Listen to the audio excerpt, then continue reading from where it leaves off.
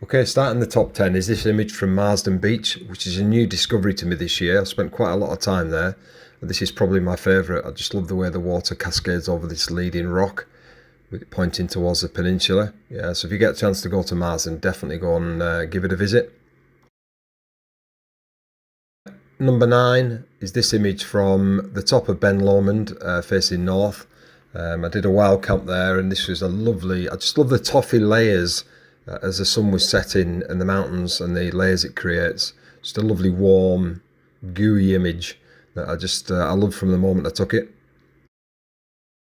Number 8 comes from Storm Arwen, and this image took a number of images this day, but this was my favourite.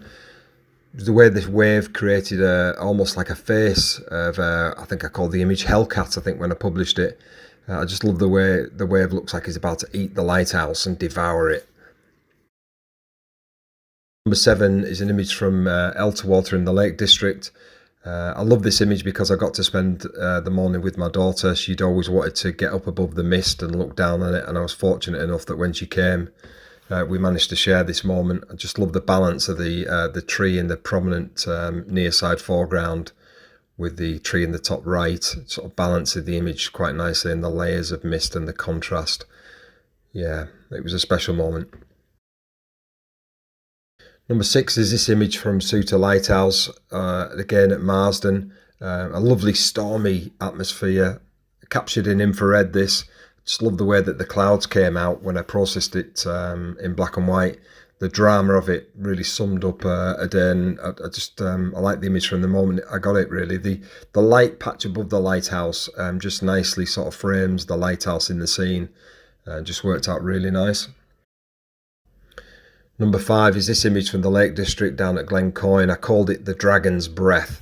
The clouds looked like they were breathing fire down onto the trees and the valley down below. I just love the way it was captured.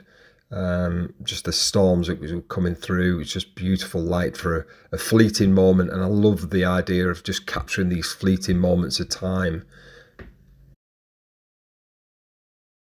So number 4 is this aurora image, which I did as a time lapse when I took it, and I created it into a star trail. Special because we don't get the aurora at Penrith very often. It's very close to where I live. It's probably my favourite tree, this.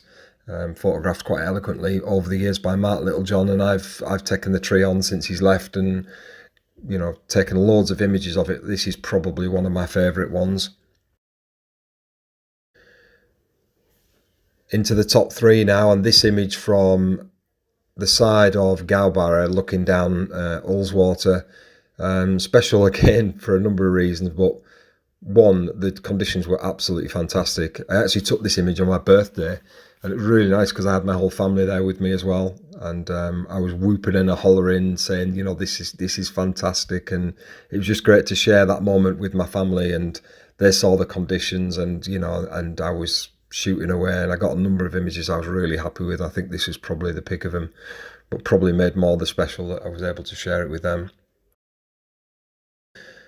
This next image is a big panorama, and without wishing to labour it, I spent a lot of journeys and a lot of time and effort to try and get to a position where I could get this shot. I tried various hills, various locations around Ullswater to try and get a decent panorama with the sun rays down one end of the lake and a rainbow at the other, and it probably represents in this image 12 months effort, really trying to get this type of image. And when I finally managed to capture it, I was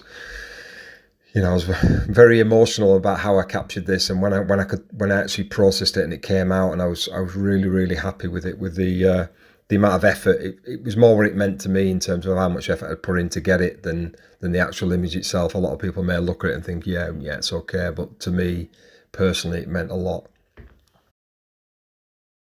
And the final image, the number 1 image that I like from the last year, is this image from the Dolomites.